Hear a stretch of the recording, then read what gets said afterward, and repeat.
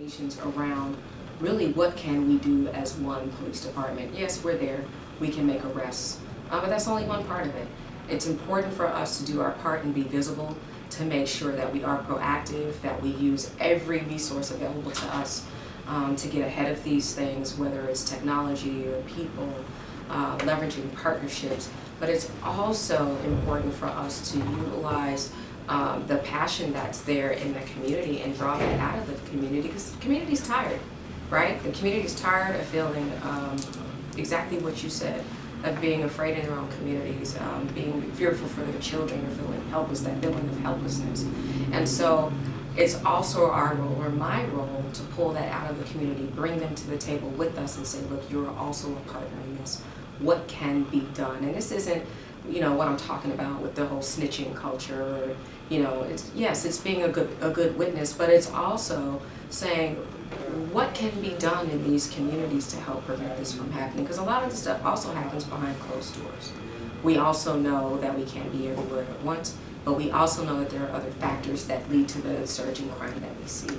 So it's far more collaborative of an effort that's required. That's just not a PPD thing. It's going to be a comprehensive response that I really think is going to be required to move us forward and away from what we've experienced in recent months. I asked for a lot of information, a lot of information. So again, to really give me a heads up, and so I wouldn't be so much behind the eight ball when I got here. But I asked very specifically for information about the organizational structure, the breakdown of the city. I asked about council districts. I asked about, who the players were. I asked for resumes, bios, headshots of the leadership here. And again, I asked for any assessments, outside consultant studies. I asked for recent crime data, year to date, the last 3 years as well. Asked for a lot of things, anything that anyone coming into a new organization would need to know about during their transition, to not only identify quick wins, but really those small things that can be done to make a really large impact right away.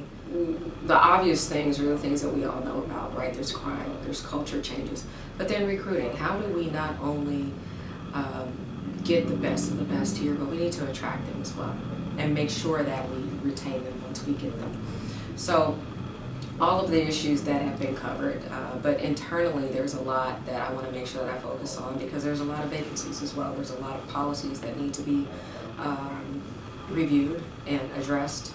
And again, of course, crime is an issue, and the perception of fear, or the perception and fear of crime here in the community, and actual crime. So quite a few things, but again, it's only day three. Crime is an issue. But I've also noticed that there's a lot of reliance upon the police department, and I really appreciate that the mayor's office is leading violence reduction strategies that now involve the community as well. We know that there's a very small percentage of those in the community that are responsible for the largest percentages of crime. We know that we need to use data and intelligence to focus on that small percentage, but we also realize that enforcement isn't the only answer. The mayor's office understands that. The mayor's office understands that there needs to be a services side of it as well. And I'm encouraged by that fact, because we know that in other major cities that's not only been effective, but it works long term. But with my family and those who are close to me, they know how significant this is, but they also know that I'm not one to boast about it, because I think what's understood doesn't always need to be said. And I'm a doer. Given that I'm a doer, I just want to hit the ground running and do what needs to be done. And I would hope that it's my performance and it's my actions, my character, my integrity that speaks for me without me having to speak on it. So it was pretty surreal, just walking in the other morning and putting on another uniform, which is actually kind of similar to my last one. But these mean a lot. Our badges mean a lot, and they're placed over our heart for a reason. They mean everything to us when we take an oath in law enforcement as police officers. And so to be given the honor to be trusted to be the one to lead the Philadelphia Police Department forward, given what we know is ahead of us, it makes me very proud. I'm confident that I know I have what it takes to do the job.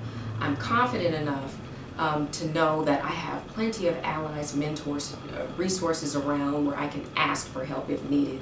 And a lot of that will be right here inside of the department. You know, we get kicked in the teeth a lot in law enforcement for what we don't do, but there's a lot that we do well. So I'm excited. I'm more excited than anything. You know, I was up really early on Monday, but it was out of excitement. It wasn't out of nervousness or fear. If we could just do X, Y, and Z, we would be even greater than what we are, but we didn't have the resources to do it.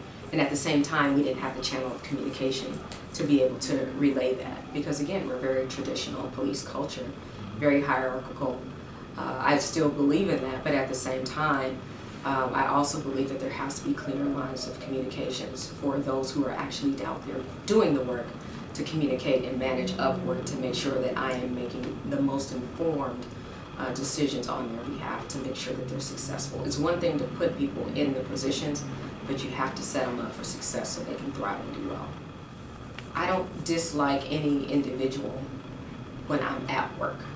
We have shared goals, and as a leader, I am going to make sure that we stay on that path to work to get to where we're supposed to be. With that said, these are still relationships. There has to be interpersonal skills used. Emotional intelligence is important. All the things that I say I recruit police officers for to make sure that they're effective communicators or human beings out in the community still exist for us as leaders. So even in my past experience, I said if I don't do anything else, I'm going to bring people to the table that otherwise would not have come to the table before. Because you realize that you get far more done when we work together, we agree to disagree, than when we're butting heads. So with that said, I will not allow myself to be pulled into the middle of any public spat. That's just not my style. I was asked about my style before. I have a very clear way of communicating, but I don't have to be